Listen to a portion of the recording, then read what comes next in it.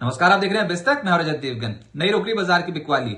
आज भी ग्लोबल संकेत तो ठीक थे, लेकिन हमारे मार्केट फिर से टूट गए। आज जैसी बाजार खुला वैसे ही नजर चलेगी रुपए पे। डॉलर के मुकाबले 90.3 का रिकॉर्ड निचला स्तर रुपए ने छू लिया। अमेरिकन मार्केट्स तो ठीक ठाक ही बंद हुए थे। गिफ्ट निफ्टी बता रहा था कि दायरे में ही रहेंगे, लेकिन बाजार ना इस समय पिछले 4 ट्रेडिंग सेशन से ट्रेडर्स को नर्वस कर रहा है। ऊपरी स्तरों पर चपत लगी है, बहुत स्ट्रॉन्ग बिकवाली देखने को मिल रही है और मिड कैप स्टॉक्स हुए हैं साफ। अब आज आप निफ्टी पे देखो, 26,004 के लेवल पे ओपन हुए, 26,066 तक गए थे। बहुत ही शॉर्ट लिव था, शुरुआती 1 घंटे में तो पिटता ही देखा है मार्केट को। और उसके बाद एक लेवल पे जाके जम के बैठ गए, लेकिन दिन का लो तब तक टच कर चुके थे 25,891 का। ये तो जाते जाते रिकवरी आई है मार्केट पे थोड़ी बहुत, क्योंकि ये एचडीएफसी बैंक जैसे स्टॉक्स, आईसीसी बैंक जैसे स्टॉक्स में निचले से खरीदारी आई, लेकिन तब तक तो डैमेज हो चुका था। आईटी के सिवाय कुछ नहीं दिख रहा था खरीदारी जहां पर हो रही हो। तो आज निफ्टी की जो क्लोजिंग आई है वो आई है 25,986, 46 अंक गिरकर बंद हुए। इंटरडे में इससे ज्यादा खराब पिक्चर थी। निफ्टी बैंक तो लाल निशान में मेजॉरिटी ऑफ द डे कामकाज करता हुआ नजर आया, लेकिन जाते जाते थोड़ा रिकवर हो गया। जैसे मैंने बताया, एचडीएफसी बैंक, आईसीसी बैंक में थोड़ी रिकवरी है, उसकी वजह से बच गए। 74 पॉइंट्स की तेजी के साथ निफ्टी बैंक बंद हुआ है 59,348 के लेवल पे, और सेंसेक्स 31 अंक गवाकर 85,106 के लेवल पे हुआ है बंद। लेकिन ये सही पिक्चर नहीं है। आप देखो, दिन का लो निफ्टी का था 25,891। एक बार तो बहुत बुरी पिक्चर दिखाई दे रही थी, क्योंकि 25,900 के लेवल को निकाल चुका था निफ्टी। पर क्योंकि कल है सेंसेक्स की वीकली एक्सपायरी, और उसके बाद शुक्रवार को आनी है आरबीआई पॉलिसी, उसके बाद फिर 11 तारीख को आनी है यूएस फेड की पॉलिसी, तो सरेंडर भी तो नहीं होंगे ना। अभी यही तो दिक्कत है, ना तेजी पकड़ेंगे ना सरेंडर होंगे। इस तरीके की मार्केट देखने को मिलेगी। निफ्टी बैंक आज का निचला स्तर है 58,925, और वहां से रिकवर हुए तो 59,345 की क्लोजिंग आई है। बच गए, लेकिन प्रॉब्लम क्या है? रुपया 90.3 का रिकॉर्ड निचला स्तर। भैया 90 के लेवल के पार चला गया है रुपये, और इस साल 5.5% टूट चुका है डॉलर के मुकाबले। ये टेंशन की बात है। एडवांसेस निफ्टी के मात्र 13 स्टॉक्स चढ़े हैं, 37 गिर गए आज।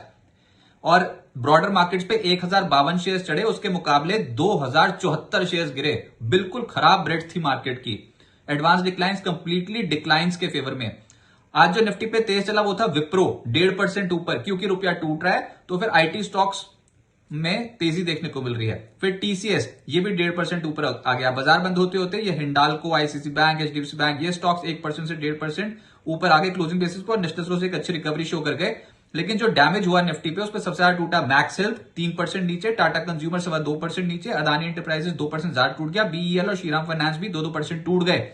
एफएनओ गेनर्स में वोडा आइडिया एकदम से तेज हुआ 4.25% ऊपर।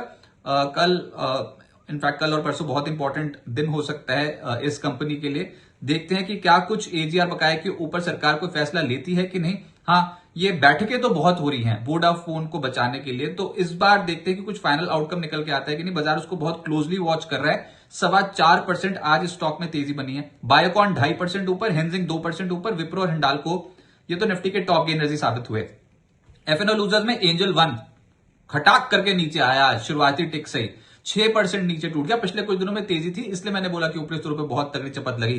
फिर इंडियन बैंक 5.25% नीचे। पीएसयू बैंकिंग स्टॉक्स की हालत टाइट, क्योंकि रुपया ऑल टाइम लो लेवल्स पे था। पीएनबी भी 4% टूट गया। हुडको 4.5% नीचे, पावर इंडिया भी 4% नीचे। मिड कैप गेनर्स में सोलारा 6.25% ऊपर, जीएचसीएल 6% ऊपर, एथोस लिमिटेड 6% चढ़ गया, रूट मोबाइल 5.5% ऊपर, और मिड कैप आईटी स्टॉक्स में अच्छी तेजी बनी, जिसमें बिरला सॉफ्ट तेज था 4.25% ऊपर। मिड कैप लूजर्स में स्पार्क पिछले कुछ दिनों से तेज हो रहा था ना, आज 6% नीचे आ गया। वोखार्ड 5.5% नीचे, केएनआर कंस्ट्रक्शन 5% नीचे, ओला इलेक्ट्रिक और ईजमाई ट्रिप जैसी जो कंपनियां के स्टॉक 4.5% से 5% टूट गए। सेक्टर बाजार को समझ में आया आईटी, बाकी कुछ समझ में नहीं आ रहा था। आईटी में विप्रो, टीसीएस 1.5% उछले, इन्फोसिस 1% ऊपर, एम्फेसिस ऊपर। लेकिन जो ज्यादा तेज हुए वो थे छोटे वाले स्टॉक, जैसे कि बिरला सॉफ्ट और सोनाटा सॉफ्टवेयर 4% से 4.25% ऊपर।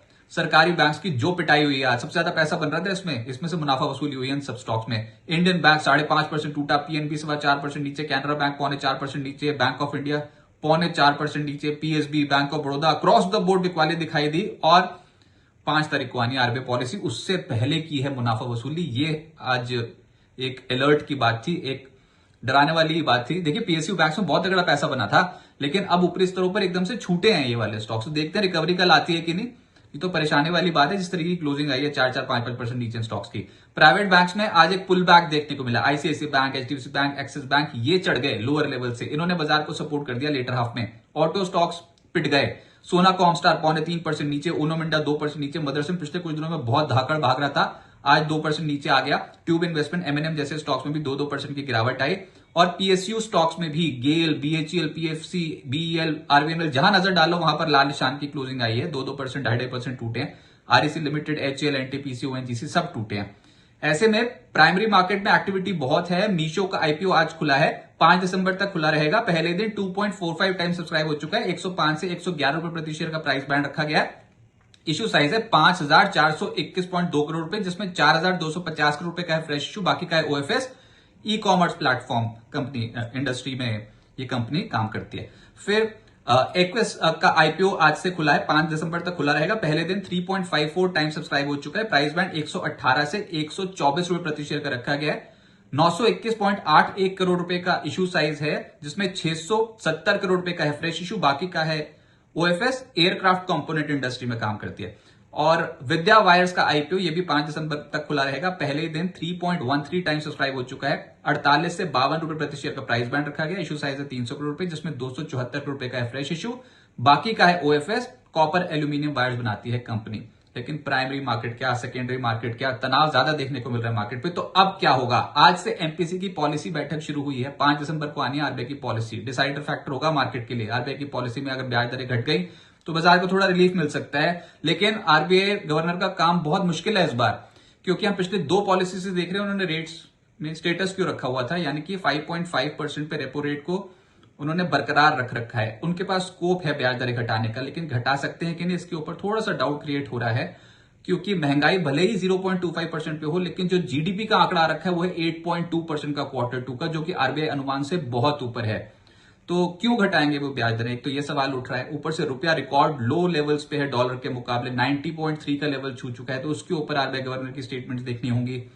एफपीआईज की लगातार बिकवाली है। जब करेंसी वीक हो किसी कंट्री की तो एफपीआईज तो आएंगे नहीं वहां पर इतने खुले मैदान में खरीदारी करें, उनको तो सस्ता चाहिए। और बाजार ना सस्ता हो रहा है इंडेक्स, और ना बहुत तेज गति से ऊपर जा रहा है। इसी बीच में कचर के रख दिए हैं mid cap stocks. Mid cap stocks में बिल्कुल भी इंटरेस्ट नहीं दिखाई देता। अब जब आप टेक्निकली देखो तो बहुत अच्छे लेवल्स पे आ चुके हैं। इंपॉर्टेंट सपोर्ट जोन्स पे बहुत सारे मिड कैप स्टॉक्स आ चुके हैं, लेकिन वो कैटलिस्ट, वो थ्रस्ट नहीं है उन मिड कैप्स के लिए अभी। जैसे अच्छी वाली मार्केट पे होता है ना, मिड कैप्स क्या चौड़े होके भागते हैं, वैसे वाला कुछ भी नहीं दिखाई देता। हाँ, इंपॉर्टेंट जोन्स पे आ गए हैं, नो डाउट। तो जिनके पास है उनको तो होल्ड ही करना चाहिए। अब कल का दिन इसलिए भी इंपॉर्टेंट है क्योंकि रूस के राष्ट्रपति व्लादिमीर पुतिन भारत का दौरा कर रहे हैं। 4 और 5 दिसंबर को उनका भारत का दौरा है, तो वो भी अहम एक इवेंट है। उसमें से भी बहुत बड़ी बड़ी अनाउंसमेंट्स आएगी, जिसको अमेरिकी राष्ट्रपति डोनाल्ड ट्रंप भी देख रहे हैं बहुत गौर से इस पर्टिकुलर मुलाकात को जो व्लादिमीर पुतिन की होगी प्रधानमंत्री मोदी के साथ। फिर 11 दिसंबर को यूएस फेड की पॉलिसी भी आनी है। तो इतने सारे इवेंट्स हैं एक साथ, और मार्केट में ट्रेडर्स हैं नर्वस, कॉशियस। लेकिन एक डर था कि रुपया ऑल टाइम लो लेवल्स 90 का लेवल पार ना कर जाए, हो गया सही साबित। ऊपर से आपके जो मिड कैप स्टॉक्स हैं उनकी जो धुलाई हुई है, क्या वो इतनी भयंकर बिकवाली है? ये तो हमने साल के शुरू के जो लेवल्स थे, जो एक बार लो लगाया था कई स्टॉक्स थे, उससे भी नीचे कर रहे हैं ट्रेड। साल के लो पॉइंट पे कर रहे हैं ट्रेड। ऐसी वाली बुरी हालत देखने को मिल रही है।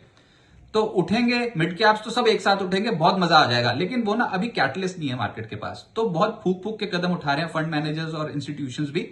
आप निफ्टी की ही रेंज देखो बस, अभी निफ्टी एक रेंज में पड़ा रहेगा ऐसा लग रहा है, आरबीआई पॉलिसी तक एटलीस्ट, और थोड़ा थोड़ा पुल बैक करने की कोशिश करेंगे स्टॉक्स ऐसा लग रहा है। लेकिन 25,900 नीचे, 25,840 उसके बाद सपोर्ट है, और रेजिस्टेंस लेवल के तौर पे 26,080 और 26,160 का एक रेजिस्टेंस लेवल है मार्केट। जब तक आप 26,150 या 26,160 के लेवल के ऊपर नहीं आते तब तक तो वैसे ठीक नहीं हो। तो क्लोजिंग तो अच्छी हुई नहीं है, लेकिन क्या पता आरबीआई पॉलिसी की एक्सपेक्टेशन में, इंटरेस्ट रेट कट की एक्सपेक्टेशन में बाजार दौड़ लगा जाए। बाजार दौड़ भी जाएगा तो क्या अपने को चाहिए मिड कैप स्टॉक्स में तेजी, जहां वो नहीं होती 25-25, 30% की तेजी आती है कुछ दिनों में, बजट रैली, सेंटा रैली, ऐसा कुछ बन जाए मार्केट पे। उम्मीद तो नहीं हारनी चाहिए, लेकिन बहुत डैमेज ऑलरेडी पोर्टफोलियोज में हो चुका है और स्टॉक्स इंपॉर्टेंट लेवल्स पे आ चुके हैं। हाँ, ये बात सही है कि निवेशकों का डर सही साबित हुआ और स्टॉक्स की पोर्टफोलियोज की बहुत भयंकर पिटाई हो गई है पिछले कुछ दिनों में।